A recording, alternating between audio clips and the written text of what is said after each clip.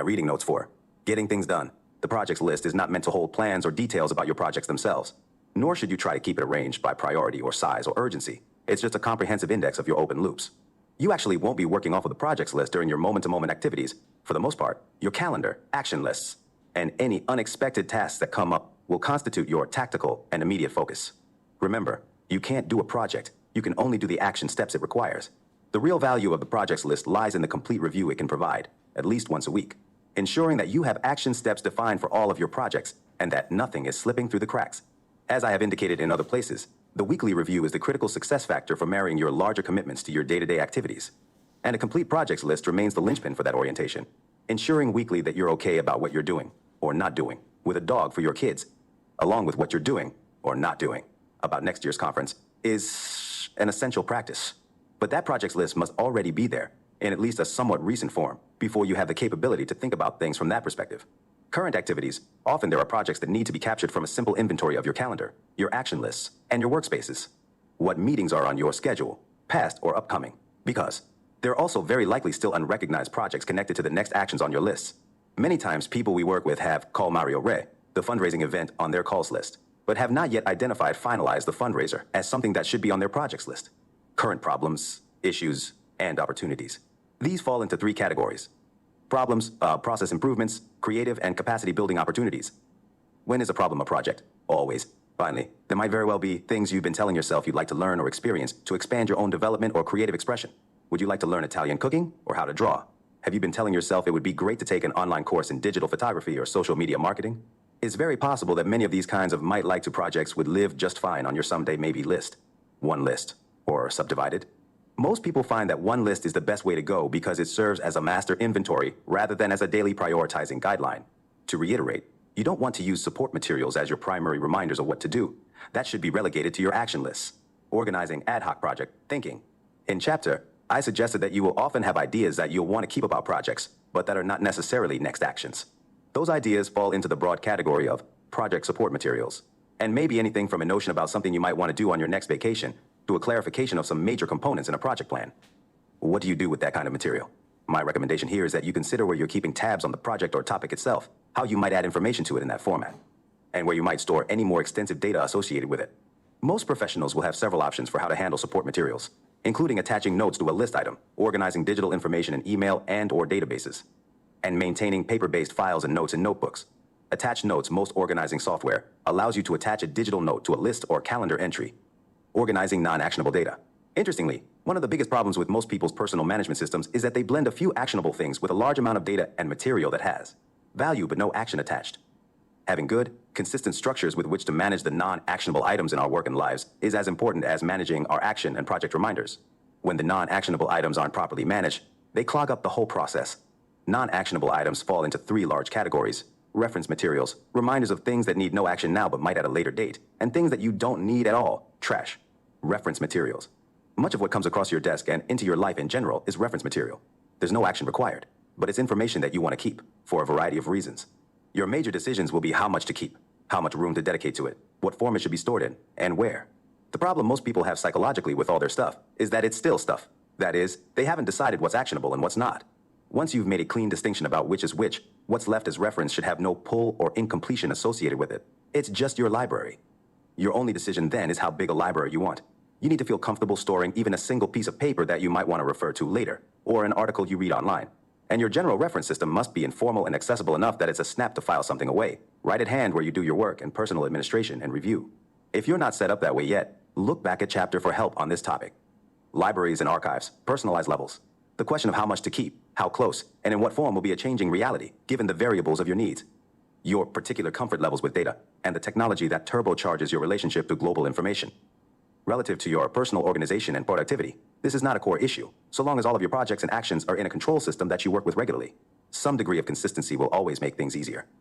What about rare situations relative to your job? Material needed for those could be archived in departmental files, off-site storage, or deep in the digital cloud.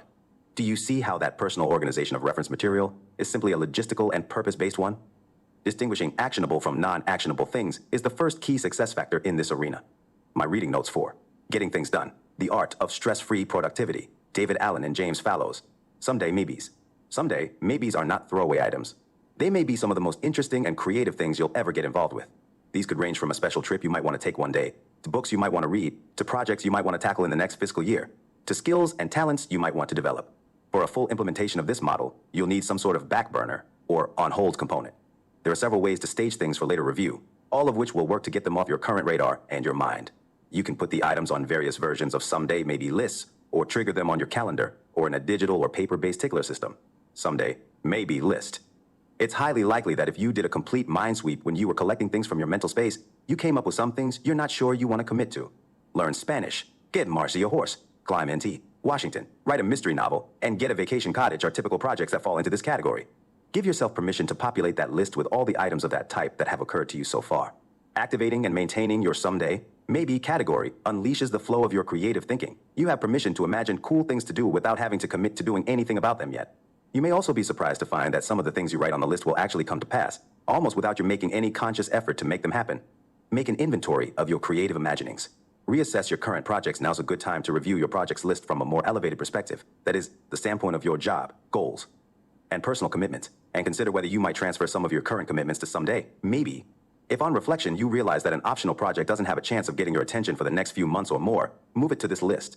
There might be a significant difference for you to think about projects you really want to do around your home as soon as you have the resources versus your bucket list kind of fantasies, such as climbing a mountain in Nepal or creating a foundation for disadvantaged kids. The key here is to pay attention, as you experiment with these options, to whether your lists and subcategories are unnerving or energizing you. Special categories of Someday Maybe. More than likely you have some special interests that involve lots of possible things to do. It can be fun to collect these on lists. For instance, food, recipes, menus, restaurants, wines, children, things to do with them, books to read, music to download, movies to see, gift ideas, websites to explore, weekend trips to take, ideas, misc, meaning you don't know where else to put them. These kinds of lists can be a cross between reference and Someday Maybe reference, because you can just collect and add to lists of good wines or restaurants or books to consult as you like. In any case, this is another great reason to have an organizing system that makes it easy to capture things that may add value and variety and interest to your life without clogging your mind and workspace with undecided, unfinished business. The danger of hold and review files and piles. Many people have created some sort of hold and review pile or file or hold drawer or email folder that vaguely fits within the category of Someday Maybe. They tell themselves, when I have time, I may like to get to this, and a hold and review file seems a convenient place to put it. I personally don't recommend this particular kind of subsystem because in virtually every case I have come across, the person held but didn't review, and there was numbness and resistance about the stack and contents. The value of Someday Maybe disappears if you don't put your conscious awareness back onto it with some consistency. Also, there's a big difference between something that's managed well, as a Someday Maybe list, and something that's just a catch-all bucket for stuff. Using the calendar for future options. One of the most creative ways to utilize the calendar function is to enter things that you want to take off your mind and reassess at some later date. Here are a few of the myriad things you should consider inserting. Triggers for activating projects, events you might want to participate in, decision catalysts. Triggers for activating projects if you have a project that you don't really need to think about now, but that deserves a flag at some point in the future. You can pick an appropriate date and put a reminder about the project in your calendar for that day. It should go in some day-specific versus time-specific calendar slot for the things you want to be reminded of on that day. Then when the day arrives, you see the reminder and insert the item as an active project on your projects list. Events you might want to participate in. Decision catalysts. Once in a while, there may be a significant decision that you need to make but can't or don't want to right away. That's fine in terms of your own self-management process, as long as you've concluded that the additional information you need has to come from an internal rather than an external source. E.g., you need to sleep on it, or there is a good reason to delay your decision until a last responsible moment, allowing all factors to be as current as possible before you choose how to move on it. But in order to move to a level of okayness about not deciding, you'd better put out a safety net that you can trust to get you to focus on the issue appropriately in the future. A calendar reminder can serve that purpose. Some typical decision areas in this category include hire, fire, merge, acquire, sell, divest, change job, career, potential strategy redirection. The tickler file. One elegant way to manage non-actionable items that may need an action in the future is the tickler file. Essentially, the tickler file is a simple file folder system that allows you to distribute paper and other physical reminders in such a way that whatever you want to see on a particular date in the future automatically shows up that day in your in-tray. If you have a secretary or assistant, you can entrust at least a part of this task to him or her, assuming that he or she has some working version of this or a similar system. Typical examples would be, hand me this agenda the morning of the day I have the meeting. Give this back to me on Monday to rethink, since it applies to our board meeting on Wednesday. Remind me about the Hong Kong trip 2 weeks ahead, and we'll plan the logistics. I use my tickler file to manage travel documents I need at hand on a certain day. Reminders of birthdays and special events upcoming that would take up too much visual room on my digital calendar. Printouts of interesting things to explore when I might have more time in a couple of months, etc. Checklists, creative and constructive reminders. Whenever you have to think about anything, either because of some regularity of a refreshed view at the end of every calendar year, I want need to, or a specific situation that requires more detail than you can easily recall. Before I deliver a seminar, I need to. You should entrust those jobs to your external mind, your management system that holds the details you need to engage with.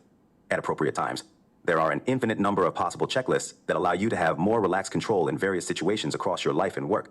Things you want to pay attention to. Often, when we are working with people to clear up what is on their minds, what shows up are things like this. Exercise more regularly, spend more quality time with my kids, do more proactive planning for my division, maintain good morale on my team, ensure we're in alignment with corporate strategy. Keep the client billing process up to date, focus more on my spiritual practices, pay more attention to the individual goals of my staff members, keep myself motivated in my job, keep current conversations and updates going with key people in my company. What should you do with these fuzzier kinds of internal commitments and areas of attention? First, identify inherent projects in action. For much of this kind of stuff, there is still a project and/or an action that needs to be defined. Exercise more regularly really translates for many people into set up regular exercise program, project, and call Sally for a suggestion about gyms and personal trainers, real action step. In such cases, inherent projects and actions still need to be clarified and organized into a personal system. But there are some things that don't quite fit into that category, and often, appropriate checklists are needed to address them. Many times you'll want some sort of checklist to help you maintain a focus until you're more familiar with what you're doing. If your CEO suddenly disappeared, for example, and you instantly had to fill her shoes, you'd need some overview and outlines in front of you for a while to ensure that you had all the mission-critical aspects of the job handled.